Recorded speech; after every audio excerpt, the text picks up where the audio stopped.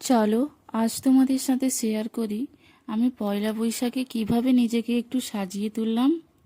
Hello everyone, পয়লা বৈশাখে মায়ের দেওয়া শাড়িটা পরেই বাড়িতে একটু রেডি হয়েছিলাম।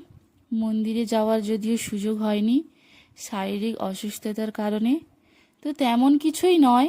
অনেক দিন পর হাতে সোনার শাঁখাপোলাগুলো পরলাম।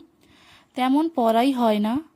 রোজ দিন যেমন আমি স্নান করার পর টোনার আর সানস্ক্রিন মাখি, ওইটা মেখে চুলটা একটু বেঁধে নিয়েছিলাম। আর সিঁদুর তো পরি রোজ, সিঁদুরটা পরে একটু টিপটা পরেছিলাম আর চোখে একটু কাজল নিয়েছিলাম। ব্যাস, আমি রেডি হয়ে গেছি। তোমরা কে কী পরলে, আজকের দিনে কে কী করলে অবশ্যই কিন্তু আমাকে জানিও কমেন্টে। তার সাথে সাথে আমার মেয়েও তার মামা দিদুন যে জামা দিয়েছিল সেটা পরে তৈরি হয়ে গেছে। মা আর মেয়ে আজকে এইভাবেই আমরা দিনটা কাটালাম। আজকে আমার দিনটা এইভাবেই কাটলো। তোমরাও আশা করি খুব ভালোভাবে আজকের দিনটা কাটালে। সকলে ভালো থেকো, সুস্থ থেকো।